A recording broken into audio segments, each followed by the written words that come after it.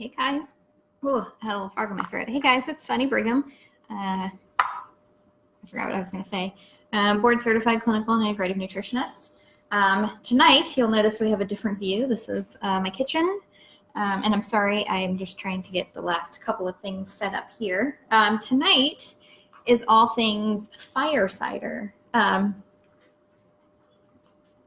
put the blog wherever it shows up. So fire cider is it's basically an immune boosting tonic or elixir. A lot of people in the wintertime tend to go towards elderberry syrup to really boost their immune system. I really like elderberry syrup when I'm kind of feeling like I'm coming down with a cough or cold. I don't particularly take it to prevent one because there's really no long-term safety studies on elderberry. 12 weeks is kind of the longest. There's varying information out there on how long safety-wise is okay, to consume elderberry. And I know that a lot of people take it on a daily basis to boost their immune system, but I really like fire cider. So I became one with fire cider earlier this year when I learned about it. And I know a lot of people know about it. But I recently, and I had heard a lot of talk about it, but it was something I recently kind of tried out. So I knew what it was, I've just never used it myself. And so earlier this year, I created a batch of fire cider. I'm just playing with mine now. My husband put the lid on wrong.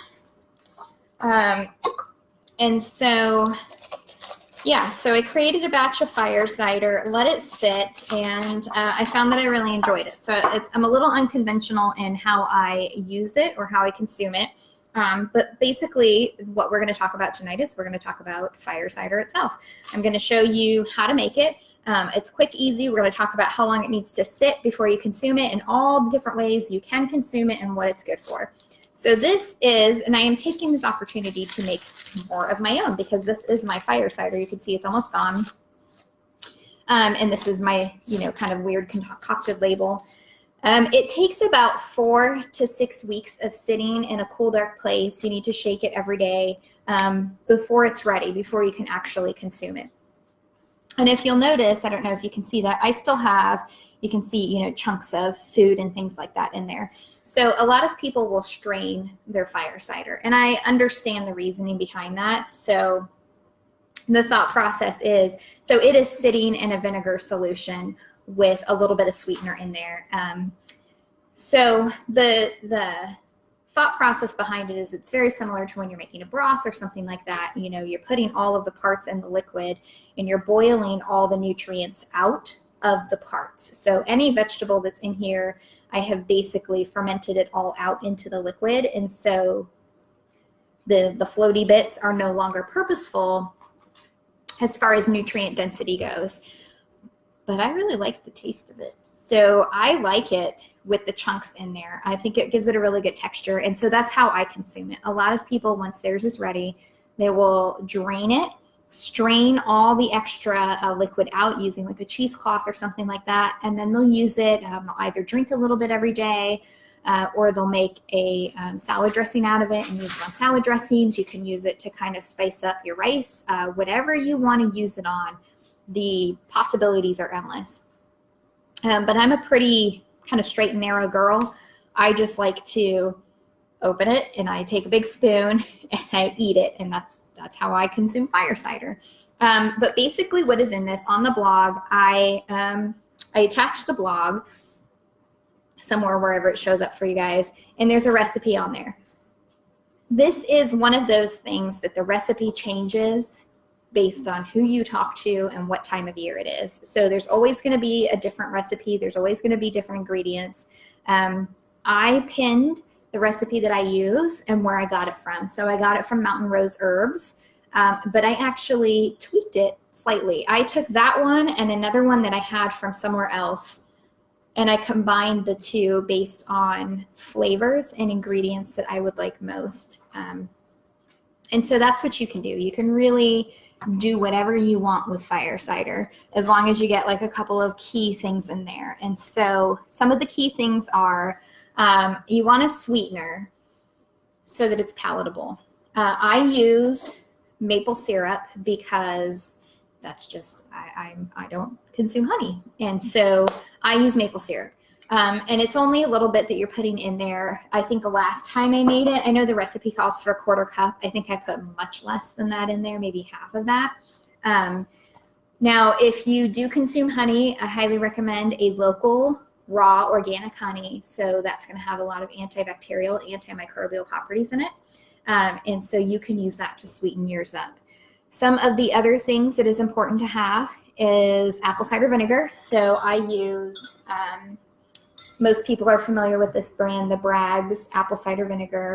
The awesome thing about ACV is it aids in digestion, which is really good, helps boost your hydrochloric acid production in the stomach, which we need to break down proteins and absorb our B vitamins.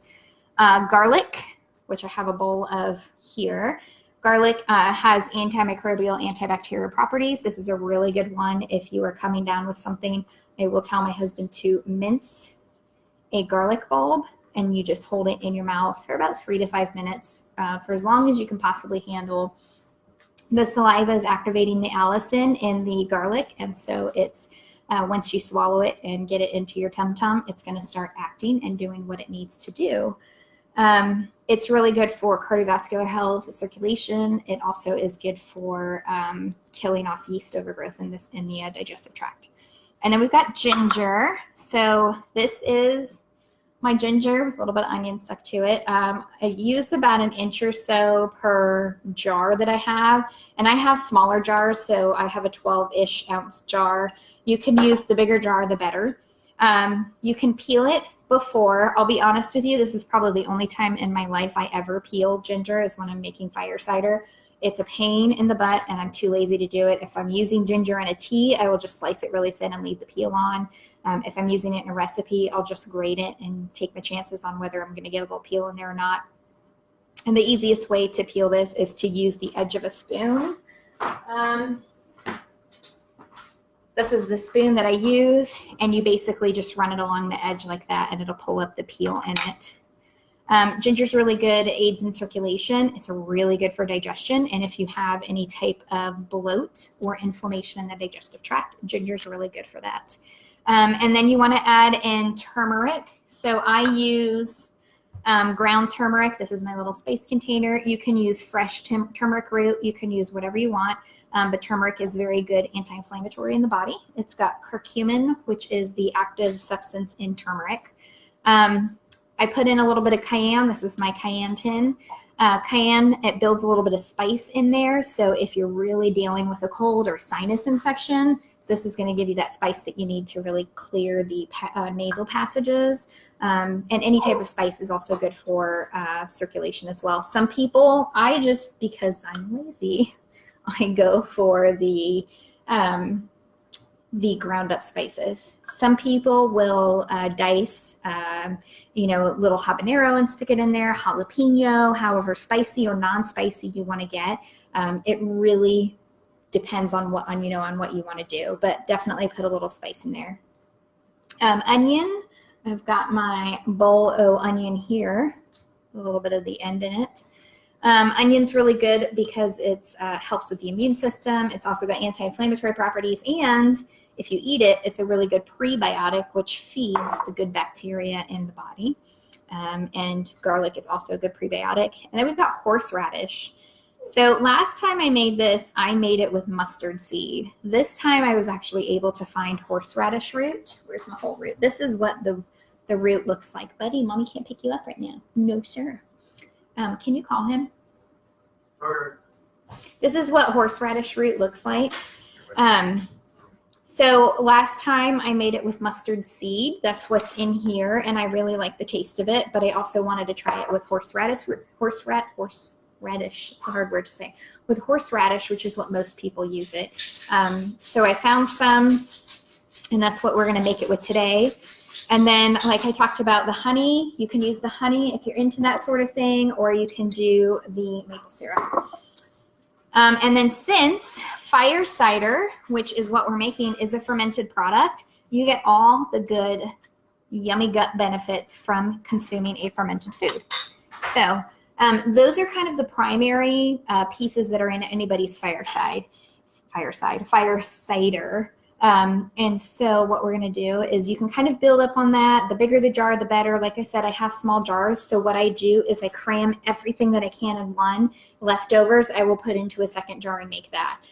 Make sure that when you are making it, when you put the top on it, you date it, because it needs to sit for 4 to 6 weeks. And so if you don't date it, you're not going to remember how long it's there. So put a sticky, put a label, put a piece of tape, put something on there so you know the date that you made it. It needs to be shaken every day. So every day you need to pick it up and stir it around or shake it. For me, I set a timer on my phone that just kind of goes off. So Siri reminds me, hey, you need to shake your herb. And so I walk over to the cabinet, I pull it out and I shake it. So we are going to make some fire cider tonight. So let me just adjust the old camera here so you can see what's concocting in my kitchen.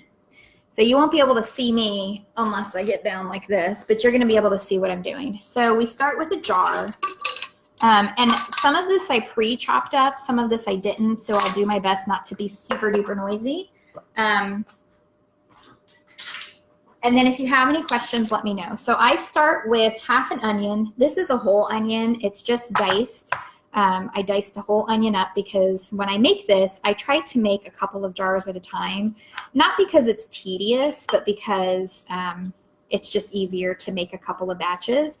It's fermented. It's not going to go bad. You know, you can have it sit for 3, 4, 5, 6 months. It's not going to go bad. It's like apple cider vinegar. It just kind of sits there. So let's see, I got about a half a cup or so. That's what it looks like.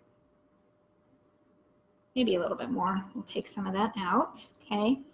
So we got the onion in there. We got our turmeric. Oh, that's a little too high. So this is our turmeric. You basically mince this up. You can grate it. You can mince it. You can do, chop it however you want. I'll show you kind of a different way with my food chopper in a minute. Sorry, the dogs are being kind of loud. So you just want to mince this up so that you can get as much in there as possible. And honestly, if you don't peel it first, I don't think it's the end of the world. I think as long as it's, organic and it's washed really well, I don't think it's going to be a problem.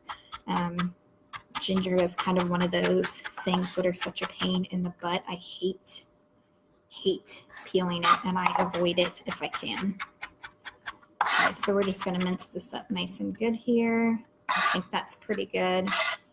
Now, if I was cooking this for somebody else, I obviously wouldn't, touch this as much as I do. I would probably wear gloves, and I did wash my hands first because they were all sticky.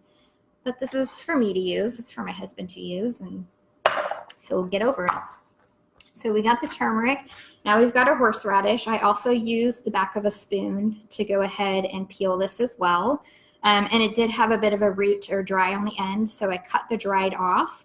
The best way to preserve the root, and this was only $1, so this whole thing was $1 for me to buy, and obviously it was that on it as well.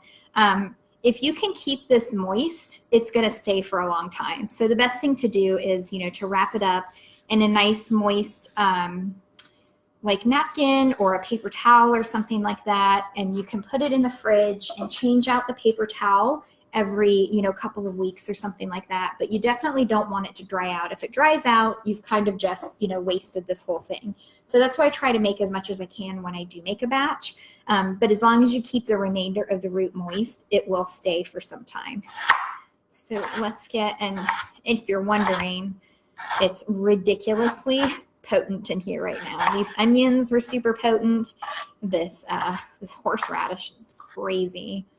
And then I got a whole bowl of garlic sitting in front of me that's going to be super crazy as well. It's not uncommon for me to cut myself either, so if you guys see that, just look away, pretend you saw nothing, and I'll continue like nothing happened. So we're just going to mince this up in here. You can grate this. You can chop it. You can do whatever your little heart desires, as long as it's in, oh my gosh, as long as it's in teeny tiny pieces. You might want to throw on some nose plugs before you start messing with the horseradish, or, you know, if things are a little stopped up top, you could always, you know, come in the kitchen and mince up some horseradish, and that'll clear you up right up. So I'm just going to get this, you know, as tiny as possible in here. Okay. And so this obviously is going to be really good when these cold snaps start happening here. And the sniffles and nose running starts to come. I usually get a good cold at least once a year, which really sucks. So we're going to add cayenne. You can really add as much or as little as you want. Like I said, I'm pretty lazy, so that's why I go for the cayenne. If you are into, if you want to put, you know, a little bit of jalapeno, habanero, any type of pepper that you want in here to really give it, you know, a little bit of bite, you absolutely can. I'm going the lazy route, so I'm putting about a half teaspoon of cayenne in this guy. And then I've got my turmeric. Again, I'm using ground turmeric. Like I said, I'm going the lazy route today. And so I am putting about a tablespoon of turmeric. That's what you can see in this one. It's got a nice orange color. That's what gives it the orange color, is the turmeric. So I'm going to put about a tablespoon in here. And if you're the kind of person that really keeps, you know, turmeric on hand all the time, like turmeric root, you can definitely use that. I don't. I really like turmeric lattes. I let my, some people call them golden milk. I usually send that recipe to my clients for them to make, especially when I see a lot of inflammation kind of going on in the body. I will definitely have them do that. So we also use a lemon. I'm going to zest the entire lemon because, so citrus fruit's really good. Obviously, it's very high in vitamin C, but really, like, the benefit from any type of citrus fruit comes from the rind. Nobody wants to eat the rind because it's disgusting, it's bitter and gross. That's why we zest it. So it does give a little flavor to certain things, but a lot of the nutrients are in the rind. And so we're going to zest that here. This is hard. I'm going to move the blade of my knife away. That would be smart, wouldn't it? Okay. Let's try it that way. Oh, yeah. And now we're cooking. So we're just going to zest this whole thing the best that we can. This is my super cool, fancy Pampered Chef zester that I got, like, I don't know, 20 years ago, that I still use the 3 times a year I need to zest some citrus fruit. So this definitely makes it easier. I'm sure that if you don't have a zester, you can pick one up at like Walmart or Target for a couple of bucks.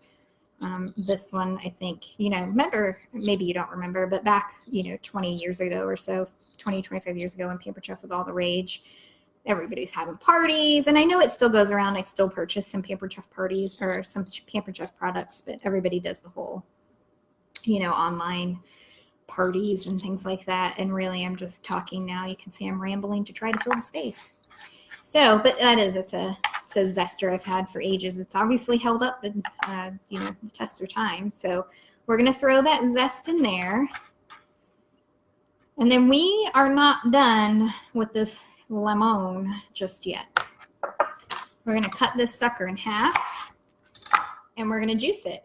And this is also a Pampered Chef juicer. You can tell I was a groupie at one point. Okay, so we're going to juice this guy, get all the goodness out, squeeze anything left in there. Do this other feller as well. You guys can compliment on my amazing juicing techniques. It's all on the elbow. All right, we're going to put that in there. Okay, so just a couple more things to go. This one might get a little loud. So this is an entire bulb of garlic. Back a long time ago, I went to go cook something for the very first time, and I didn't know the difference between a bulb and a clove, and the recipe called for a clove of garlic, and I cut up an entire bulb. I think I was making pasta sauce or something. Needless to say, it was pretty garlicky. But this is an entire bulb. You're going to put an entire bulb of garlic into your jar, regardless of the size. So you can sit here and mince this all day. You can grate it. I have my very old, archaic, should be in a museum, Pampered Chef food chopper. I'm telling you, I was a groupie at one time. So this might get a little loud. Cover your ears for a second, but I'm just going to chop this really quick.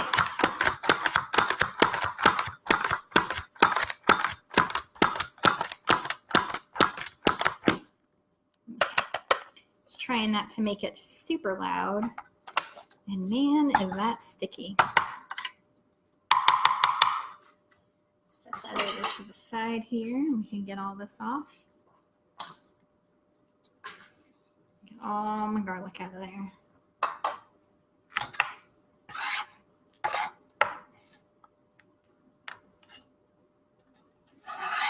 Put all this in here. Trying to find the best way to do it without spilling and getting my hands all sticky. Okay. So the next thing that we'll do is the sweetener. And so you can really do the sweetener two ways. The first way is that if you're using honey, you can warm it up on the stove just slightly. You don't want it to boil because you don't want to kill the antimicrobial properties in it. But because it gets really, thick and gelatinous, you can put in the sweetener now, or you can wait until your fire cider is ready to go, you're ready to eat it, and at that time, you can add in the sweetener. Because I want to be like one and done, I just add it now. And like I said, I don't add as much as the recipe calls for. I think it's like a quarter cup.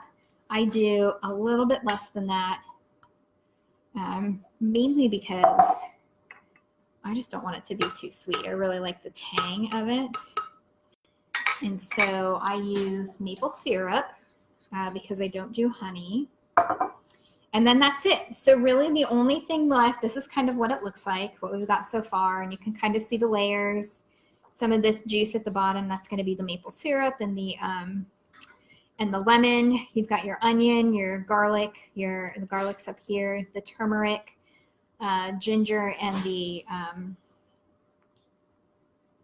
what's it called? I'm missing my word right now. Horseradish, right? There it is. There it is. I found it. Sometimes it happens. And so now you're really just going to top it off with apple cider vinegar. So you are going to pour it in here. The dog's sneezing because it's so crazy in here with the smells. You're going to pour it in here to top off. So basically, nobody. You are covering the food. I'm kind of getting down there. Ooh, that was potent. The end bits of the apple cider vinegar. So now I have a new jar. I can figure out how to open this. If I wasn't on camera, I'm not gonna lie, I would use my teeth. Okay, let's get this open. And so we're just gonna continue to pour in here until all of the food is covered. You don't have to put a whole lot. It's really anywhere from 4 to 6 ounces. It's all you really need to focus on is getting your food covered. And so the last really important bit is the top. Because I'm using a metal top, you don't want the apple cider vinegar to corrode the top. So you want to put a buffer. If you have a plastic top, great. It's not going to cause it to corrode. But I don't have a plastic top. So you just put a little slap of wax paper, and that acts as a buffer. So stick that on there. Put your lid on, screw it on nice and tight, and don't forget to date it. So give it a nice shake. Get all the ingredients mixed around. You can make it as spicy as you want. You can make it as non-spicy as you want. Give it a nice good shake, and you can kind of see the colors really coming out there. After you shake it, you want to make sure, because you'll get food stuck up on here, you want to make sure you kind of shake it until the food's back under the apple cider vinegar. And so give it a good shake every day. Label it. So I'm going to, whenever I'm done here, I'll put a nice, not a nice label, but I'll put a label on here so I know what date I made this. And then I'll put a reminder on my phone to shake it every day. And so that is it. It's super easy to make. It's not as hard as making like elderberry syrup. Let me turn this back up here. So elderberry syrup, you know, you really have to boil it down. It really takes a lot of like time and effort involved in it. This, because I was doing a lot of talking, so it took me about 25 minutes to make this. But if I was not talking as much and I was just chopping and doing everything, and I wasn't really concerned about, you know, noise and things like that, I could have made a couple of jars in 20 minutes or so. And so you don't refrigerate this. This just goes in your cupboard in a cool, dark place. You don't want it to be, you know, a cupboard on the outside of the house where the sun's going to be beating down on it. Laundry room's always a nice place. I have a spot on this side of the room that is interior to the house. It's the sun doesn't catch it, and so I set all of my herbal concoctions there. And then just make sure that you give it a shake every day. Make sure that you're shaking everything around, and it will be ready to consume in 4 to 6 weeks. So in 4 to 6 weeks, you're going to have a product similar to this. This is kind of what it looks like. This one was made with mustard seed. This time I decided I was able to find horseradish, and I was able to put it in there. And so it looks really gross because we open and close this, but it smells like the same day we made it, the first time we had it. But like I said, it's really good to consume every day. You can have 1 to 2 tablespoons a day throughout the winter time. It helps to boost the immune system, and then you can use it as a preventative or during an active infection. So with the addition of the horseradish root, it's going to be really good for any type of clogged sinus or sinus infection. And so I highly recommend you get in the habit of making this. If you've got a mason jar, you can make fire cider. It's really good, especially if you like any type of vinegars or you like apple cider vinegar. You're really going to love fire cider. Again, you can strain it and squeeze all of the liquid out of the food that's in there, toss the food, use it as a salad dressing. You can use it to flavor up foods, or you can just drink a little bit every day, or you can do what I do, which is leave all the food in there because I really like the texture, and just open my jar and eat a couple tablespoons a day to help boost the immune system. And so that's it. That is how you make fire cider. I linked the blog, so if you haven't had a chance to check out the blog, go do that. The whole recipe is on there. And let me know if you guys have any questions. I really hope that you give this a try. Yep, as my husband pointed out, he said this cured his gastritis, and he really likes it. He had a bout of gastritis early this year. We used some teas and things like that. I tried to get him to do straight apple cider vinegar. He wouldn't do it, but then he dove into the fire cider, and he was really into this. And within a couple of days, all of his stomach pains and the inflammation in his stomach lining went away, and he was good. And so he uses it every now and again. And that is it. Let's see. Well, I was crying earlier when I was chopping the onions, Stephanie. Yes, I mean, these are super potent. The horseradish was ridiculous. The dog's over here sneezing. So just know that when you start making this, it's going to get a little crazy in your kitchen. The sinuses are going to be nice and clear, which mine are now. Let's see. And I don't think I hope that oh, Sarah, you never tried this. I really hope that you do. It's pretty awesome, and it tastes really good too. And that is it. I don't see any other questions. I highly recommend that you make it. You give it a try at least once. If you don't like it, you don't like it. But definitely get it going. That's why I did this in October, so that you could get one made. You could get it going before we really head into November, December, which is really, kind of the beginnings of cold and flu season. Let me know if you have any questions, and I will see you guys next week. Bye.